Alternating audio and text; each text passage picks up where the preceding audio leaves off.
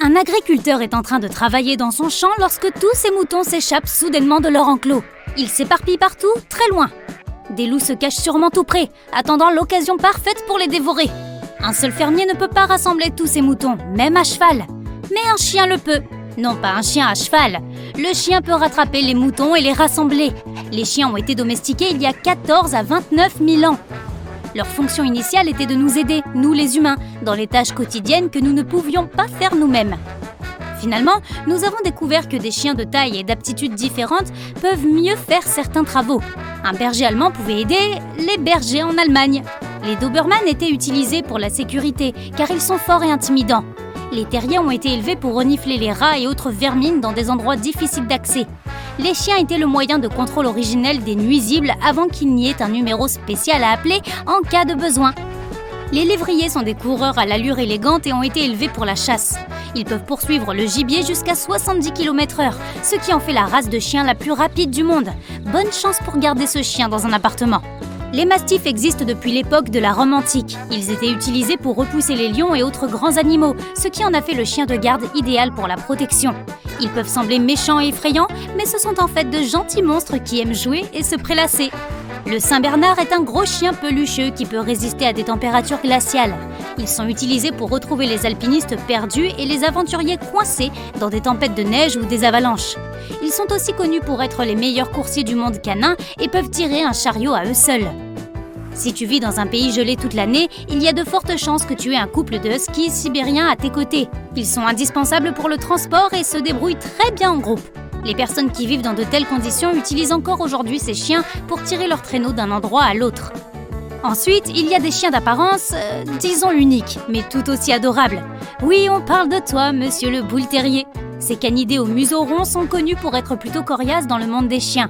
Ils adorent la compagnie des humains et ne se lassent jamais de jouer. Et puis, il y a les carlins, nos compagnons préférés aux gros yeux.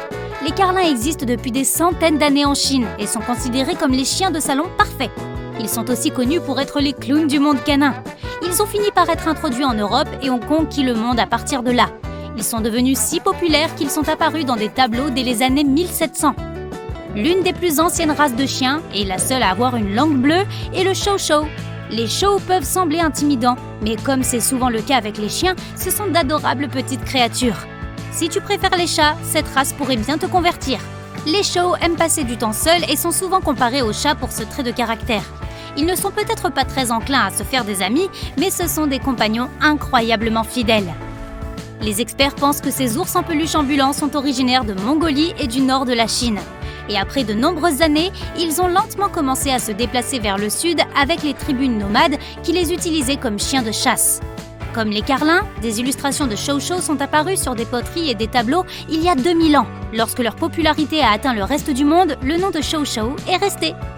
L'un des premiers chiens loups était un hybride entre des loups et des poméraniens. Oui, ces mignonnes petites créatures sont en partie loups. Mais les poméraniens du XVIIIe siècle n'avaient rien à voir avec ceux d'aujourd'hui. C'étaient des chiens de travail robustes et musclés qui aidaient les bergers à s'occuper du bétail et même à labourer le champ par temps de neige. Terriers, lévriers, mastifs, carlins, imagine n'importe quel type de chien et tu verras des tonnes de variétés. Toutes ces formes et races canines différentes sont le résultat de milliers d'années de vie avec les humains. Grâce à la reproduction sélective, les chiens ont pu être, en quelque sorte, personnalisés au fil des générations. On pourrait les qualifier d'OGM, organismes génétiquement modifiés, mais les modifications ont été faites sur un temps très long. On a pu les rendre plus grands, plus musclés, avec des museaux plus longs ou plus courts. La liste est infinie selon les besoins. L'environnement a aussi joué un rôle dans l'évolution canine. Une étude de fossiles d'anciens chiens d'Amérique du Nord a révélé que leur structure osseuse avait changé avec le refroidissement du climat. Ils sont passés du statut de chasseurs en embuscade dans la jungle, un peu comme les chats, à celui de coureurs de fond à la poursuite de leur repas. Au final, nous arrivons à 190 races de chiens reconnues rien qu'aux États-Unis. On ne peut pas en dire autant des chats qui ne comptent officiellement que 42 races. Ah, le mystérieux chat, si vicieux mais de la manière la plus adorable qui soit. Une seconde, il ronronne et se frotte contre ta jambe. La seconde après, il fonce sur ta main, toute griffe dehors. Parce que tu as caressé Monsieur Moustache au mauvais endroit. Les chats ont été domestiqués il y a environ 10 000 ans, mais à la manière indépendante typique des chats. Ils se sont en quelque sorte domestiqués eux-mêmes. Ils traînaient près des habitats humains et chassaient les souris dans les fermes. Nous, les humains, les avons appréciés pour ça. Alors nous avons décidé d'emmener ces mignons petits animaux partout avec nous. Avance rapide jusqu'à aujourd'hui, et nous avons maintenant l'animal de compagnie parfait. Tu n'as pas besoin de les faire sortir pour aller aux toilettes, ils se toilettent et se divertissent tout seuls. Ils complotent même contre toi quand tu dors. Les chiens ont de nombreuses formes et tailles différentes. De nombreuses races n'ont même pas l'air d'appartenir à la même espèce d'animal. Avec les chats, tu as une certaine variété de taille et de pelage, mais c'est à peu près tout. La plus grande race est le Maine Coon, qui peut peser jusqu'à 9 kg de pure peluche. Ces gros chatons sont très probablement arrivés en Amérique du Nord à bord des bateaux. Leur rôle était de maintenir sous contrôle la population de souris pendant le voyage. Le sphinx ressemble à une créature tirée d'un film de science-fiction ou à un chat ancien qui existe depuis des siècles. Il y a sûrement un lien avec le grand sphinx de Gizeh? Non, ce chat sans poil n'existe que depuis les années 60 et il a été élevé au Canada. Le bobtail japonais ressemble à un mélange entre un chat et un lapin. Sa petite queue touffue ressemble à celle d'un lapin et il saute même un peu quand il court. C'est parce que ses pattes arrière sont un peu plus longues que ses pattes avant. Au début, il avait un gros travail à faire. Les archives historiques suggèrent que ces chats étaient utilisés pour se débarrasser des rongeurs qui causaient un problème majeur pour le commerce de la soie au Japon dans les années 1600.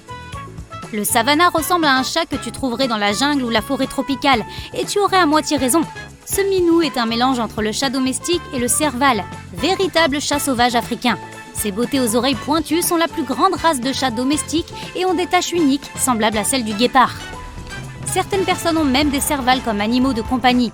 Ils sont plus grands que n'importe quel chat domestique et peuvent faire du grabuge s'ils sont enfermés trop longtemps dans un environnement clos.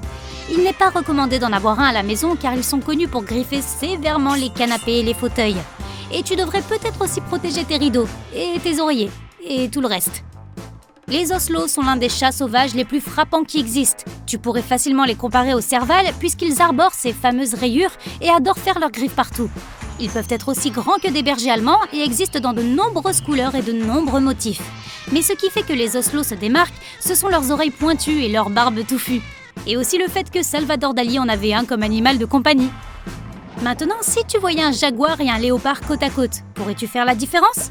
Voici une astuce. Regarde de plus près les taches. Ils ont tous deux ces taches noires si particulières. Mais les jaguars ont des petits points noirs à l'intérieur des leurs. Les léopards n'ont pas de petits points dans leurs taches, sinon demande-leur d'où ils viennent. Les jaguars vivent en Amérique centrale et du Sud, tandis que l'on ne trouve des léopards qu'en Afrique et dans certaines parties de l'Asie. Et pour faire la différence entre un chat sauvage et un chat domestique, tu devras regarder de plus près. Très près. Voilà. Au niveau des gènes, grâce à eux, les chats domestiques contrôlent mieux leur comportement agressif sauvage. Ils sont aussi meilleurs pour créer des souvenirs.